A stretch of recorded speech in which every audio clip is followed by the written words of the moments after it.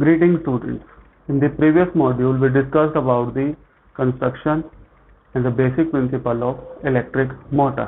In this module we will discuss about the working of electric motor, means how electrical motor work, how electric motor rotate, कि वो कैसे घूमती है, किस वजह से घूमती है, क्या उसके पीछे का रीजन है, कैसे वो काम करती है, that we will discuss in this module. So in the previous module we discussed कि in case of electric motor, these are the different components: armature, the permanent magnet, the split ring, the carbon brushes connected to the battery. As soon as we pass the current through this coil, so when you connect the key, कि जब आप की को connect कर दोगे, circuit को complete कर दोगे और करंट फ्लो होगा, as we already know from the positive terminal to the negative terminal, कि जो करंट का फ्लो है वो कहाँ से होगा, पॉजिटिव टर्मिनल से नेगेटिव टर्मिनल की तरफ. So when you allow the current to pass through this rectangular coil, so current will start from this point. First it will pass through the carbon brush P, then into the split ring X, then into the rectangular coil A. So the direction of current is from A, B, C, D, means in the arm AB of the rectangular coil, arm AB, the direction of flow of current is from A to B. In the arm CD of the rectangular coil, the flow of current is from C to D. So as soon as you pass the current, and also we have used a permanent magnet, and all of you are aware that the direction of magnetic field is from north to south pole, that I have represented here. कि current का flow क्या है, from A to B and C to D, और जो हमने बाहर से magnetic field लगाई है उसकी डायरेक्शन किस तरफ है, from north to south pole. तो ये डायरेक्शन होगी मैग्नेटिक फील्ड की, ये डायरेक्शन हो गई करंट की. Now what will be the direction of motion of this rectangular coil, कि ए बी जो कॉइल है वो ऊपर जाएगी या नीचे जाएगी, सी डी कॉइल है वो ऊपर जाएगी या नीचे जाएगी. So for this we have to apply the basic rule to find out the direction of force, which is the Fleming's left hand rule. So we have already discussed Fleming left hand rule. As you can see here, what is Fleming left hand rule? We have to stretch our thumb, the first finger and the central finger. First finger is also called forefinger. We stretch all these fingers in such a manner so that they are perpendicular to each other. So as you can see here, the thumb will this finger will be pointed toward the direction of current. So this middle finger points toward the direction of current. This forefinger will direct toward the direction of magnetic field, and thumb will point toward the direction of motion or force. So I hope these are visible to everyone. Current, magnetic field, and the direction of motion or force. So they should be perpendicular to, mutually perpendicular to each other. अब हमने current pass किया इसके अंदर, तो हमको arm A B के ऊपर कौन सा रूल अप्लाई करना है, that is the Fleming left hand rule. और हमको पता है कि जो मैग्नेटिक फील्ड हमने बाहर से लगाई है उसकी डायरेक्शन क्या है, from N to S. So for the purpose of explanation let assume this book is the rectangular coil. मैं इसको यहाँ पे रख देता हूँ इस तरह से. So this end, the threaded end is the arm A B and this end is the arm C D. Now I will apply and the direction of, ये इस तरह से है, ये आर्म ए बी हो गई, ये आर्म सी डी है, और ये डायरेक्शन किसकी है, मैग्नेटिक फील्ड की है. अगर मैं इसको इस तरह से रखता हूँ, ये वाली आर्म को, रेक्टेंगुलर कॉइल को इस तरह से रखता हूँ, arm A B, arm C D, and this is the direction of magnetic field. Now we will apply the Fleming left hand rule. So stretch all three, force, magnetic field and current. अब हमको क्या करना है, इस finger को, middle finger को किसकी तरफ करना है, toward the direction of current. अब आप इस तरह से देखोगे आर्म ए बी, तो करंट कहाँ जा रहा है, ऊपर की तरफ. तो अगर मैं इस तरह से लगाता हूँ, this is arm A B, तो मैंने इस तरह से रखा. अब arm A B, but error क्या है इस केस के अंदर, कि मोस्ट नंबर ऑफ टाइम जो एरर आने वाला है वो इसमें आने वाला है, कि ये मेरा था, इस तरह से ये करंट जा रहा है और ये डायरेक्शन मेरी मैग्नेटिक फील्ड की है. तो दोनों मेरी फिंगर जो है दूसरे वाली, करंट और मैग्नेटिक फील्ड, वो प्रॉपरली वो होनी चाहिए. तो देखो करंट कहाँ जा रहा है, इस तरफ, तो मैंने इसको इस तरफ कर दिया. अब मेरा जो थंब है वो किस तरफ जा रहा है, इस तरफ, और वही डायरेक्शन क्या है, मैग्नेटिक फील्ड की. So now I have arrange my left hand in such a manner so it is pointing in A proper direction. This finger which is showing current is in the direction of current. Current उधर जा रहा है A B की तरफ. This finger which represent the magnetic field, वो किधर जा रही है, इस तरफ, तो वो इस तरफ जा रहा है। और मेरा थंब किस साइड जा रहा है, as you can see clearly it is moving in the downward direction, मतलब आर्म ए बी जो है वो कहाँ जाएगी, नीचे की तरफ। Now apply the Fleming left hand rule on the arm C D. अगर मैं इस तरह से लगाता हूँ, क्योंकि सबसे बड़ा एरर क्या होता है कि हम ऐसे करते हैं और इस तरह से लगा देते हैं कि जैसे हमको हाथ को इधर नहीं करना है, तो आप इस तरह से लगाओगे तो करंट की डायरेक्शन, अब आर्म सी डी है तो करंट की डायरेक्शन तो ठीक हो गई कि वो कहाँ जा रहा है, ऊपर से नीचे की तरफ, and this middle finger is pointing toward the downward side, तो करंट तो सही जगह पे आ गया। लेकिन अगर आप मैग्नेटिक फील्ड की डायरेक्शन देखोगे तो क्या हो जाएगा, अब ये किस तरफ जा रहा है, क्लियरली एप्लीकेबल है, करंट कहाँ जा रहा है, इस साइड पे, मैग्नेटिक फील्ड कहाँ जा रही है, सामने की तरफ। ये देखो ये फिंगर किधर जा रही है, सामने की तरफ, तो करंट कहाँ जा रहा है, करंट की direction that is C to D, current is representing C to D. और जो हम फर्स्ट फिंगर है, फोर्थ फिंगर है, वो किसकी तरफ दिखा रही है, मैग्नेटिक फील्ड की तरफ, और थंब मेरा कहाँ जा रहा है, ऊपर की तरफ। तो आर्म सी डी कहाँ आएगी, ऊपर की तरफ, आर्म ए बी कहाँ जाएगी, नीचे की तरफ। क्योंकि सबसे बड़ी मिस्टेक इसी में हो गई कि how you apply the Fleming left hand rule. So while applying the Fleming left hand rule always take care कि मैग्नेटिक फील्ड वाली फिंगर मैग्नेटिक फील्ड की डायरेक्शन में हो और करंट की फिंगर जो है वो करंट की डायरेक्शन में हो। I am again repeating, this is arm A B और ये इस चीज को रिप्रेजेंट कर रहा है। अब करंट कहाँ जा रहा है, नीचे से ऊपर की तरफ जा रहा है, और मैग्नेटिक फील्ड कहाँ जा रही है, उस साइड पे। अगर मैं इस तरह से अप्लाई करता हूँ तो अब क्या हो गया, बिल्कुल प्रॉपरली अप्लाई हो गया। ये मेरी करंट वाली फिंगर किसकी तरफ रिप्रेजेंट कर रही है, from A to B, and this finger is pointing toward the direction of magnetic field. So as you can see clearly, अब मेरा करंट वाली फिंगर करंट की डायरेक्शन में जा रही है, नीचे से ऊपर मैंने अरेंज कर दिया उसको। जो मेरी ये वाली फिंगर है जो किस चीज को रिप्रेजेंट करती है, मैग्नेटिक फील्ड, वो भी सेम डायरेक्शन में जा रहा है, इस तरफ।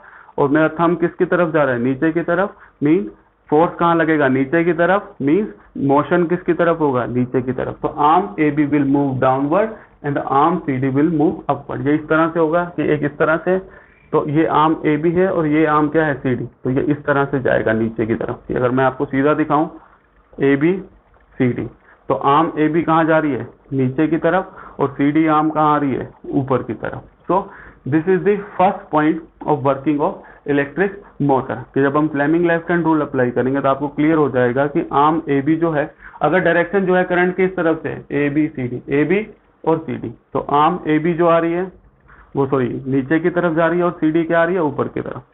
लेकिन हमने कंस्ट्रक्शन में डिस्कस किया था कि इस आर्मेचर के साथ क्या कनेक्ट है, स्प्लिट रिंग और कम्यूटेटर। अब स्प्लिट रिंग और कम्यूटेटर जो है, बीच में से क्या है, उनके बीच में गैप है। तो अब देखोगे आप कि इतना रोटेशन करते ही कि 90 डिग्री तक अगर रोटेट करेगी, ये था हमारा आर्म ए बी नीचे जा रही है और सी डी ऊपर आ रही है, तो ये क्या है, अब हॉरिजॉन्टल पोजीशन में है। Now arm A B will move downward और सी डी ऊपर आएगी। तो जब ये 90 डिग्री रोटेट कर लेगी, मीन वर्टिकल पोजीशन में आ जाएगी, इस तरह से आ जाएगी। इस पोजीशन में आने के बाद क्या होगा, after coming to this position, split ring जो है वो भी तो साथ में घूमेगी। तो 90 डिग्री पर जब वो रोटेट करेगी तो ये जो गैप वाला हिस्सा है वो किसके साथ आ जाएगा, स्प्लिट रिंग के साथ। दोनों केस में ये जो कार्बन ब्रश है, अब ये घूम के कहाँ आ जाएगा, ये जो खाली जगह है जहाँ पे मेटल की रिंग नहीं है, उस एरिया में आ जाएगा। क्यू कहाँ आ जाएगा, इसके अंदर आ जाएगा। तो दोनों जो कार्बन ब्रशेज हैं वो कौन से एरिया में आ जाएंगे, जहाँ पे स्प्लिट रिंग में गैप है। और जहाँ पे स्प्लिट रिंग में गैप हो जाएगा, कनेक्शन ब्रेक हो जाएगा। As soon as the connection will break between carbon brush and split ring, जब वो घूमने की वजह से आ जाएगा कितना, 90 डिग्री। तो जैसे वो इस एरिया में आएगा घूमने के बाद, तो क्या आ जाएगा, split ring, sorry carbon brushes कहाँ आ जाएंगे, इस एरिया के अंदर। तो कार्बन ब्रशेस नहीं घूम रहे हैं, ये ध्यान रखना, स्प्लिट रिंग घूम रही है, तो वो घूम के क्या हो जाएगा, ये खाली जगह वाला एरिया इस ब्रश के पास में आ जाएगा। तो जैसे वो उस ब्रश के पास में आएगा, कॉन्टैक्ट ब्रेक हो जाएगा मेटल के साथ, करंट का फ्लो रुक जाएगा। अब उसके बाद में भी वो घूमता रहता है, क्योंकि क्या होगा, आफ्टर इट कवर 90 डिग्री, क्योंकि एक बार वो घूमना शुरू कर देगा due to the inertia of motion और due to the momentum it gain, जो मोमेंटम इसने गेन कर लिया है और जो इनर्शिया ऑफ मोशन है, वो जो नेक्स्ट 90 डिग्री है वो मोमेंटम की वजह से घूम जाएगा। मतलब ये इस तरह से था, इस तरह से था, वो 90 डिग्री घूमेगा, कनेक्शन ब्रेक हो जाएगा, करंट का फ्लो रुक जाएगा, मैग्नेट की तरह बिहेव करना बंद कर देगी रेक्टेंगुलर कॉइल। तो आगे का जो मोशन होगा वो किसकी वजह से होगा, जो उसने मोमेंटम अचीव किया 90 डिग्री रोटेट करने के लिए, फिर वो इस तरह से हो जाएगा। After the 180 degree rotation, A B पहले नीचे गया था, और ये इस तरह से आ गया। अब क्या हो जाएगा, आर्म ए बी किस साइड आ जाएगी, लेफ्ट हैंड साइड, और आर्म सी डी किधर आ जाएगी, राइट हैंड साइड। तो जैसे ही वो 180 डिग्री का रोटेशन कंप्लीट करेगा तो अब क्या हो जाएगा, कार्बन ब्रशेस जो हैं, पहले जो पी कार्बन ब्रश था वो किस स्प्लिट रिंग के साथ कनेक्ट था, एक्स के साथ। क्यू कार्बन ब्रश था वो किस स्प्लिट रिंग के साथ कनेक्ट था, वाई के साथ। अब कनेक्शन जो है वो चेंज हो जाएंगे, क्योंकि ये वाला जो वाई रिंग है वो घूम के 180 डिग्री इधर आ जाएगा, एक्स उधर चला जाएगा। मतलब जो पी कार्बन ब्रश है एक्स की बजाय किससे कनेक्ट हो जाएगा, वाई के साथ, और जो क्यू कार्बन ब्रश है वो वाई की बजाय किससे कनेक्ट हो जाएगा, एक्स के साथ। तो इसकी वजह से क्या हो जाएगा, जब वो 180 डिग्री का रोटेशन कर लेंगे तो उसके बाद क्या हो जाएगा, जो डायरेक्शन है करंट की वो चेंज हो जाएगी। कैसे चेंज हो जाएगी, स्टार्टिंग में करंट की डायरेक्शन क्या थी, ए से बी और सी से डी, लेकिन जब वो 180 डिग्री रोटेट कर जाएगा इस तरह से, तो डायरेक्शन जो है करंट की, पहले करंट कहाँ जा रहा था, ए से बी में, अब ये इधर आ जाएगा, तो उधर आ जाएगा तो क्या हो जाएगा, बी टू ए। पहले करंट इस आर्म में क्या था, सी टू डी, अब क्या हो जाएगा, डी टू सी। और ये कौन कर रहे हैं, स्प्लिट रिंग और commutator. Then you again apply the Fleming rule. ये वाली आर्म में पहले कहाँ जा रहा था, फोर्स नीचे की तरफ, लेकिन जब वो इस साइड आ जाएगा उसमें करंट की डायरेक्शन चेंज हो जाएगी, और आप फ्लेमिंग रूल लगाओगे तो आर्म सी डी कहाँ जाने लग जाएगी, ऊपर की तरफ। कि पहले ए बी था, नीचे गया, ठीक है, सी डी कहाँ आया, ये वाली आर्म सी डी थी वो ऊपर आ रही है, ए बी नीचे जा रही है। तो जब वो 180 डिग्री रोटेट करेगा, दोनों आर्म के अंदर जो करंट की डायरेक्शन है वो चेंज हो जाएगी। करंट की डायरेक्शन चेंज होने से जो उनके ऊपर फोर्स लग रहा था वो भी चेंज हो जाएगा। कि देखो स्टार्टिंग में क्या था, ए बी के ऊपर फोर्स कहाँ लग रहा है, नीचे की तरफ, सी डी के ऊपर क्या लग रहा है, ऊपर की तरफ। लेकिन जो 180 डिग्री रोटेट करेंगे, सी डी जिसके ऊपर पहले ऊपर फोर्स लग रहा था वो नीचे लगने लग जाएगा, ए बी जिसके ऊपर नीचे लग रहा था उस पर फोर्स ऊपर की तरफ लगने लग जाएगा। Why, because the direction of current is reverse after half rotation.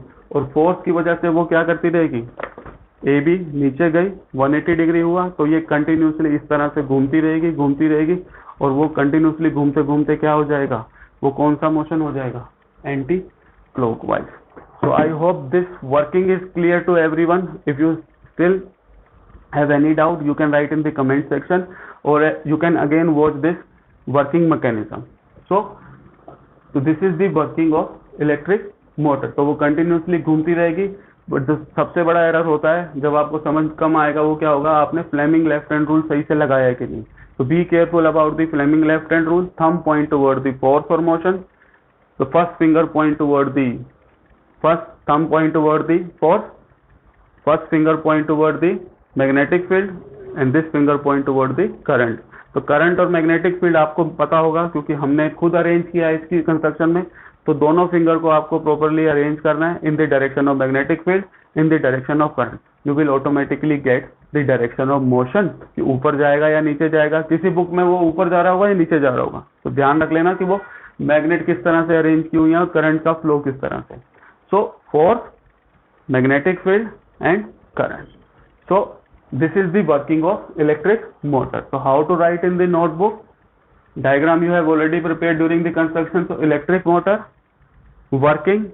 So I have already explained all of these points, but I am again repeating. Let's assume ABCD coil in horizontal position, कि वो बिल्कुल सीधा है इस तरह से, जैसे अभी हमने डिस्कस किया कि this is called horizontal position, A B C D, and current is passed. Current enter the coil through the brush P.